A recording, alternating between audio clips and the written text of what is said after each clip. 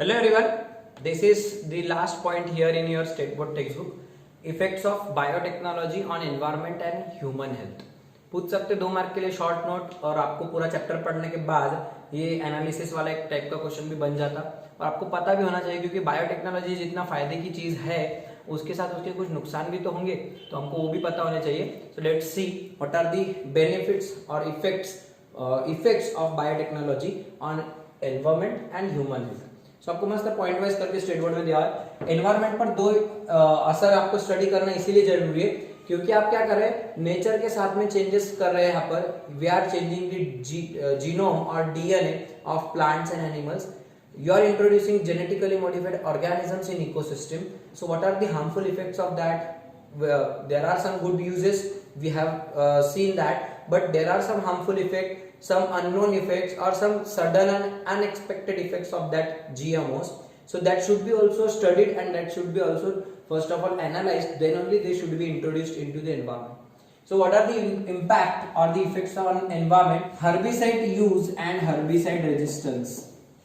Herbicide use and herbicide resistance. अब इसका example क्या है, इफेक्ट ऑफ हर्बिसाइड यूज क्या है. For example what are herbicides. So herbicides are the chemicals used to kill herbs. They are the chemicals used to kill herbs. What are herbs.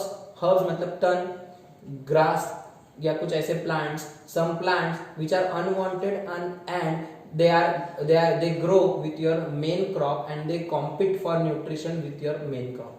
तो turn क्या करता, एक unwanted crop है जो आपके main plant गेहूं लगाया आपने, सोयाबीन लगाया, तो अगर आपने सोयाबीन लगाया हुआ है तो उसके अंदर कुछ टर्न आता मतलब हर्ब्स आते, तो हर्ब्स को मारने के लिए अपन एक हर्बिसाइड यूज करते हैं राउंडअप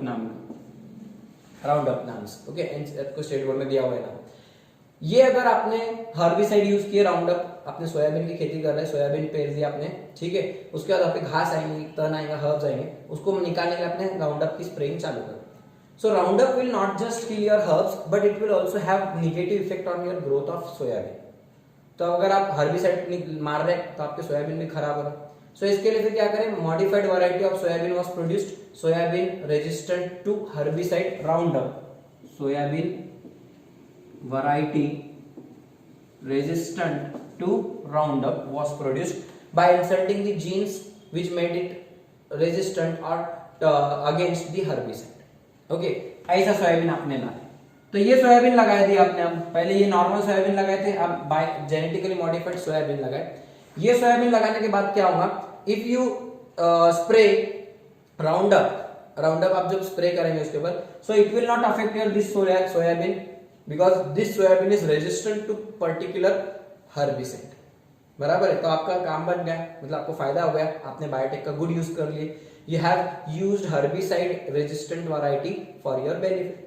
ये तो फायदा होगा. लेकिन नेगेटिव इफेक्ट क्या होता है इससे, when Roundup is sprayed here, okay, when you spray Roundup, okay, your soybean remains normal, it is not affected badly. Therefore what happens, the genes from soybean, the resistant genes, these resistance genes from soybean can go to other plants में जा सकता, other species में जा सकता. कई बार वो pollen gas दूसरे type genus के स्पेशीज पे भी गिर सकते. और अगर वहां पे फर्टिलाइजेशन हो गया और सीड आइज गए, ऐसा होता नहीं नॉर्मली, लेकिन अगर केस बनती है ऐसी कि इसके पोलन गैस दूसरी वैरायटी पे जाके गिरे, कोई दूसरे पल्सेस पे गिर गए और उसके ऊपर जाके फर्टिलाइजेशन हो गया, दोनों के क्रोमोसोम नंबर वगैरह सेम है, सब चल गया, ऐसा कुछ हो गया, और इससे होगा क्या, this resistant genes from this soybean will now enter the genome of another herb. वो हर्ब में चले जाएंगे. Now that herb will also be having resistance against this herbicide. अब उसके अंदर भी रेजिस्टेंस आ जाएगा and this is also threatful thing. एक निगेटिव बात है. क्यों, आप हर्ब को मारने के लिए हर्बिसाइड यूज कर रहे हैं और अगर उसमें रेजिस्टेंस वाले जीन्स चले गए तो आपकी राउंडअप कुछ काम की नहीं रहेगी. And the same thing will happen if you are using a Roundup ready soybean. Roundup ready soybean मतलब a soybean variety which is resistant to Roundup herbicide. So there is a chance of spread of resistant genes from soybean through cross hybridization, cross pollination to other herbs and other plants. Therefore, that herb may also acquire resistance against Roundup herbicide and hence this is a threat for your biotechnology and environment. समझ में आया पहला threat. There is also one effect called effect on untargeted species. जैसे कि अनटारगेटेड मतलब क्या है और टारगेट क्या है. तो बीटी कॉटन किसको टारगेट करता है? बीटी कॉटन जो है इसमें अपन ने बीटी बैक्टीरिया के जीन्स कॉटन प्लांट में डाले थे टू टारगेट बोलवर्म्स. कॉटन बोलवर्म्स को मारने के लिए करे थे अपन ने जीन्स डाले थे वो, राइट.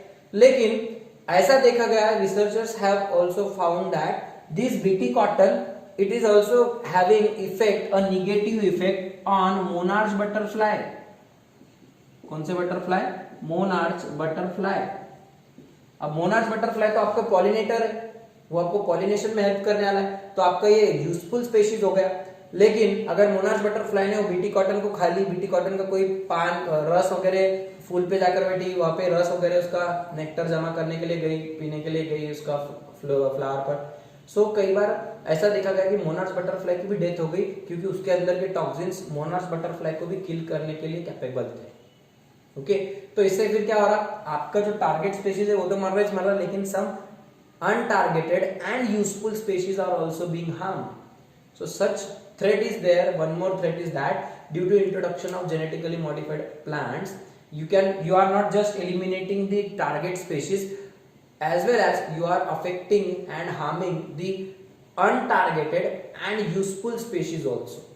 ना सिर्फ मोनार्च बटरफ्लाई, कोई और भी इंसेक्ट हो सकते जो मर जाएंगे बेचारे, जो शायद आपके काम के हो सकते. तो एक बहुत बुरी बात बोल सकते हैं इसको कि आपके टारगेट स्पीशीज के साथ साथ अनटारगेटेड स्पीशीज भी यहाँ पे हार्म होंगे. समझ में? इस इकोसिस्टम तो खराब होगा, प्लस आपका पॉलिनेशन कम होगा, तो आपको भी इकोनॉमिकली थोड़ा सा लॉस सहना पड़ेगा. ओके, सो इकोसिस्टम के ऊपर ये इम्पैक्ट. ये दो इम्पैक्ट होने के बाद अगर हेल्थ वाइज अगर देखें, ये दो इश्यूज है. इसके अलावा और भी जो इश्यूज है, पोल्यूशन वगैरह के इश्यूज वगैरह आ जाते हैं यहाँ पे, फिर बहुत सारी चीजें बन जाती है, अपने को वो पार्ट में जाना नहीं है. बट ह्यूमन हेल्थ के ऊपर अगर आप देखें तो कुछ एलर्जिक रिएक्शंस कुछ स्टडी किए, पता चला कि कुछ लोगों का एलर्जीज निकली. तो जैसे कि ब्राजील नट बोल के जो प्लांट बनाने वाला है, biotech Brazil nut. Okay, biotech Brazil nut, तो इसके अंदर थोड़ा सा अगर खाने के बाद कुछ लोगों को पता चला, एक इसके अंदर जीन डाले वाला था मिथियोनाइन का प्रोडक्शन बढ़ाने के लिए. ओके, कौन से अमीनो एसिड का?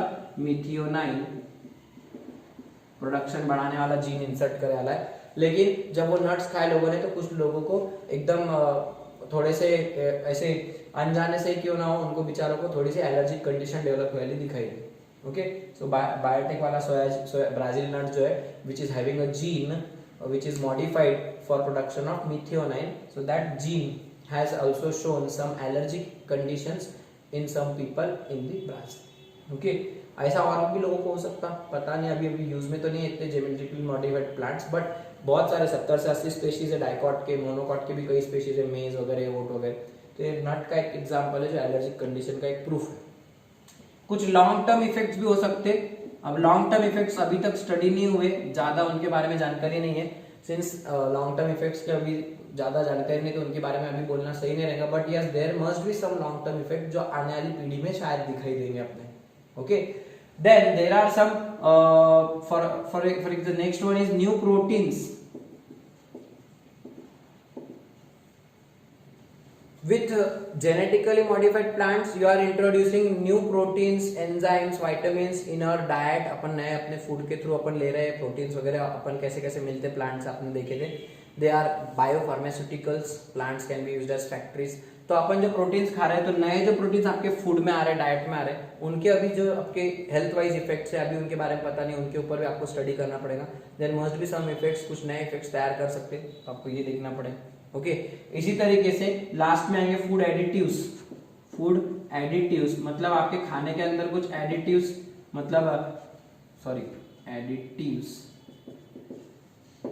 आपके खाने में जो प्रोटीन्स वगैरह, एंजाइम्स, एंटीबायोटिक्स, वैक्सीन्स आप प्लांट से डिराइव कर रहे हैं, तो उनके आपके फूड में तो आपने शामिल कर लिया उनको. ठीक है, न्यूट्रिशनल वैल्यू बढ़ा लिए, बायोफोर्टिफिकेशन कर लिए, जेनेटिकली मॉडिफाइड प्लांट से आपने फूड अच्छे बना लिए. ठीक है, विटामिन ए रिच आपने गोल्डन राइस बनाए थे, आयरन रिच राइस, कैनोला वगैरह बनाए थे, विटामिन ए वाला, याद है. तो ये तो आपके फूड का पार्ट बन चुके हैं, न्यूट्रिशनल एलिमेंट्स का पार्ट बन चुके हैं. लेकिन इनके अंदर कुछ ऐसे एंटीबायोटिक्स हैं, कुछ एंटीबायोटिक्स आप प्लांट से डिराइव कर रहे हैं, एंटीबॉडीज डिराइव कर रहे हैं आप प्लांट से, ठीक है, एंटीबॉडीज भी डिराइव कर रहे हैं, कुछ वैक्सीन भी आप ईडिबल वैक्सीन अपन पोटैटो वगैरह के थ्रू तैयार कर सकते हैं। लेकिन अगर ये एंटीबायोटिक रेजिस्टेंस वो बैक्टीरिया में आ गया, या फिर एंटीबॉडीज से फिर वो जो डिसीज के लिए आपने एंटीबायोटिक्स बनाया ले, बॉडीज बनाया ले, तो वो डिसीज को रेजिस्टेंस मिल गया। वैक्सीन जो आप खा रहे तो वैक्सीन से अगर वो स्पीशीज को, वो पर्टिकुलर स्ट्रेन को ही रेजिस्टेंस मिल गया, तो आपको भले कितने वैक्सीन खाओ वो आपको बीमारी से बचा नहीं सकती, आपको बीमारी हो जाएगी। क्योंकि बार बार अगर आप कोई चीज खाएंगे, दवाइयां बार बार खाएंगे, एंटीबायोटिक्स बार बार खाएंगे, तो बार बार खा खा के बैक्टीरिया उस पर प्रैक्टिस कर लेंगे और bacteria will develop antibiotic resistance against that particular antibiotic and hence that bacterial strain will become a resistant strain. तो वही चीज यहाँ पे हो सकती है अगर आपने ऐसा किया। तो ये सब फायदे नुकसान यहाँ पे चलते रहेंगे और इसकी वजह से फिर आपकी गवर्नमेंट ने, अपनी इंडियन गवर्नमेंट ने क्या बनाया है, GEAC genetic engineering approval committee, GEAC genetic engineering approval committee which regulates the introduction of genetically modified organisms, which regulates their research, which regulates their market studies and their other trials।